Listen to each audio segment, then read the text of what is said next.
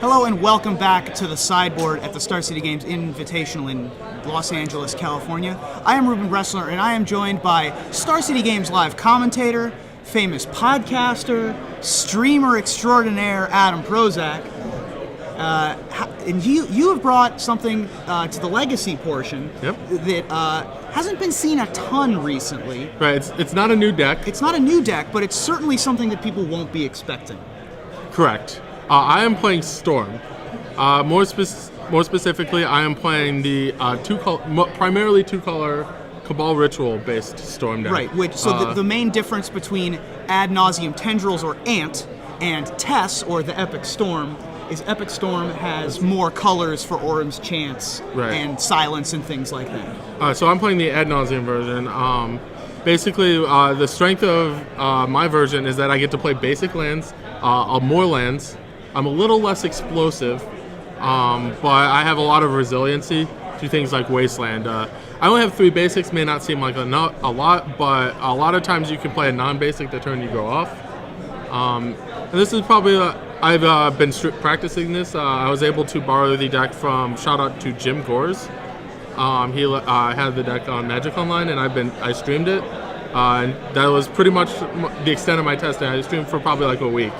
All right, so explain to folks at home how the Storm deck works. Okay, Storm deck is named after the Storm mechanic. Even though there's only one card with Storm in the deck, it happens to be the only way to kill people. That would be Tendrils of Agony. Tendrils of Agony deals, it's 2 damage, so you need 10 spells to drain life of your opponent for 20. To get to those 10 spells, you use a variety of ritual effects. You have Dark Ritual, Cabal Ritual, and then you also have Lotus Petal and Lion's Eye Diamond. And those all make more mana than they cost, so you can generate mana as you're doing it. To find this, you have a plethora of cantrips. I have 16 cantrips. I have 4 Gitaxian Probe, 4 Brainstorm, 4 Ponder, 4 Preordain. So that's a lot, basically a bunch of cantrips. So I don't actually have I only have 4 kill cards. Right. Per se. The general sequence of the play is to find and get a bunch of mana and cast an Infernal Tutor Hellbent. So the main interaction is Infernal Tutor. Yep. Getting Hellbent with Lion's Eye Diamond. If you have those 2 cards in combination, you have a Black Lotus and a Demonic Tutor. Right. Those cards are banned. Those cards are banned in pretty much every format.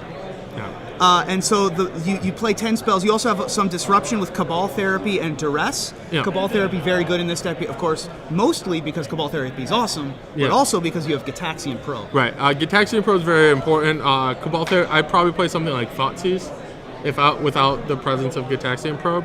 I do not have a creature in the whole 75.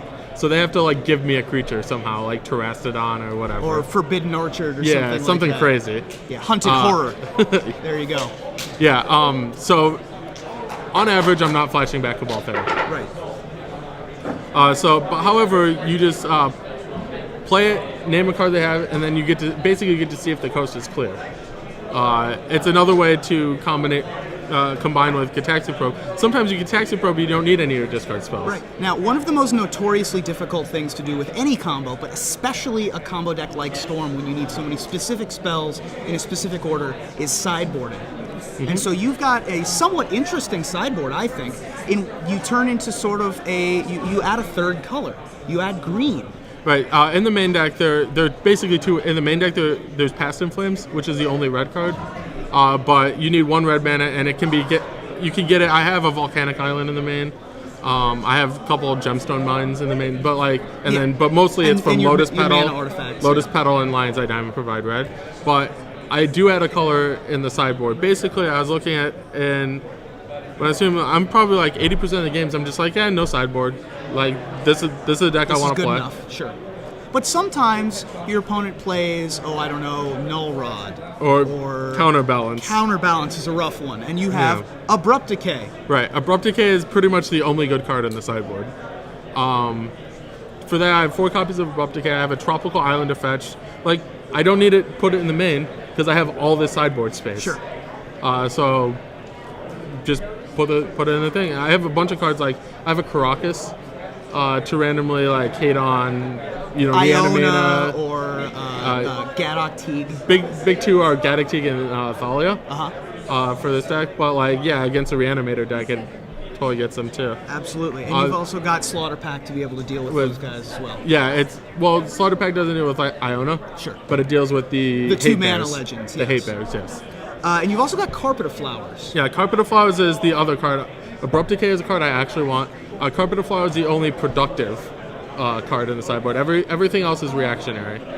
Carpet of Flowers is important. It basically, each main phase, or during one of your main phases, you can add a mana equal to the number of islands that your opponent has. Well, the decks with islands have like Spell Pierce and Daze, and things like that. Carpet of Flowers is very essential for getting out of range, getting you spells to start off with. Paying for Flusterstorms and Dazes and things Correct. like that. Absolutely. Flusterstorm is difficult to pay for. You generally have to make them discard that one. Right. Because you're a Storm deck, and as it turns out, the Storm card, yeah, exactly. Yeah, so Flusterstorm has Storm.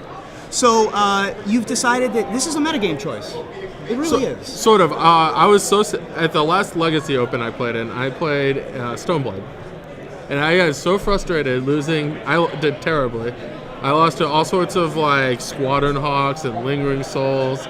All these dinky 1/1 flyers. And then you see Bloodbraid Elf last week Yep. in the Open Series. Let's play some Legacy. Exactly. Let's play some real Legacy. Let's win on turn 2 like you're supposed to.